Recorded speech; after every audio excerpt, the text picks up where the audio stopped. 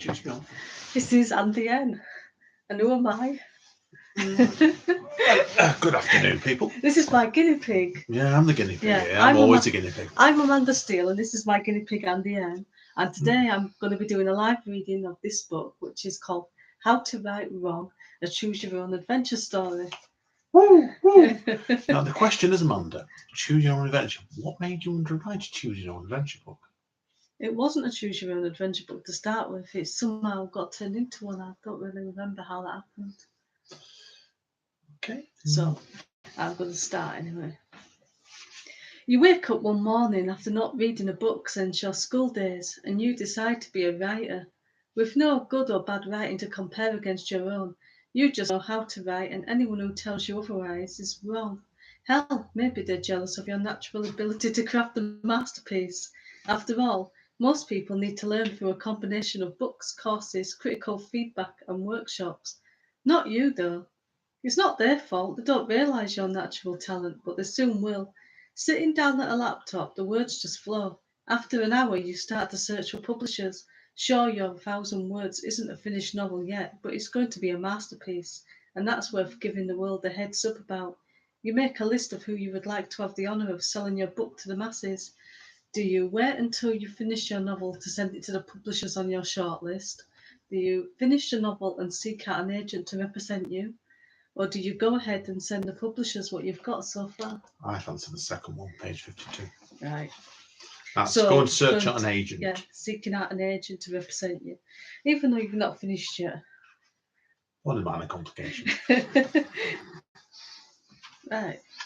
So you start sending work to agents, but they all tell you it's not quite right and wish you luck in placing it elsewhere. Obviously, they're the ones who aren't quite right.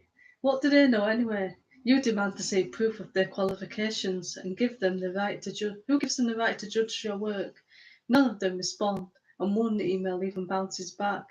You complete your novel and call it It's Not Quite Right, as a subtle dig at those uneducated idiots.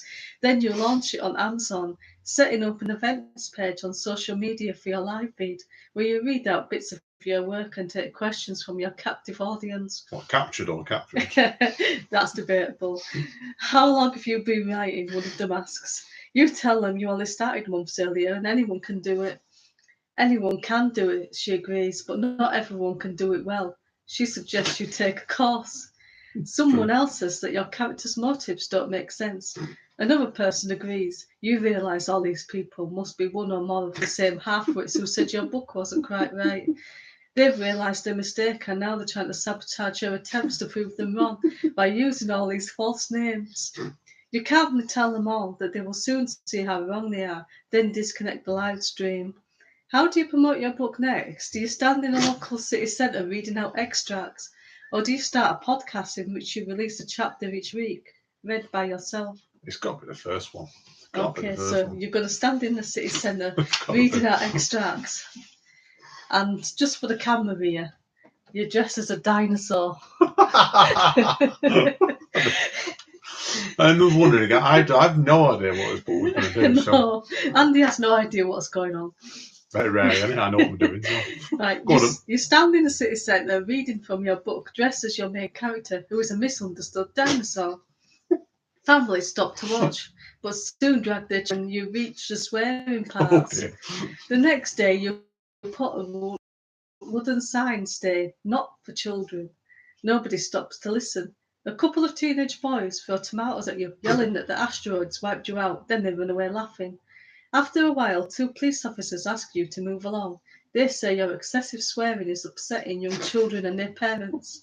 You refuse, only attempting to run when they put you under arrest. That's when you discover how difficult it is to run while wearing a dinosaur costume. You end up on the front page of the local paper after getting arrested and charged with breaching the peace. The image they use of you is in your dinosaur costume clutching a copy of your book. When you previously tried to get your book mentioned in the same, the ignorant editor ignored you. You count this publicity as a win. Congratulations! You're now a successful author. And if anybody wants to find out the other options you can pick. This is available on Amazon. It's pre-order. It's going to be on the 11th of May, and the book's going to be out at the same time as the Kindle. What's the book called? It's called How to Write Ron, a Choose Your Own Adventure Story, and it has added sarcasm. So buy it. Some or lots. Lots. Okay. Bye, everyone.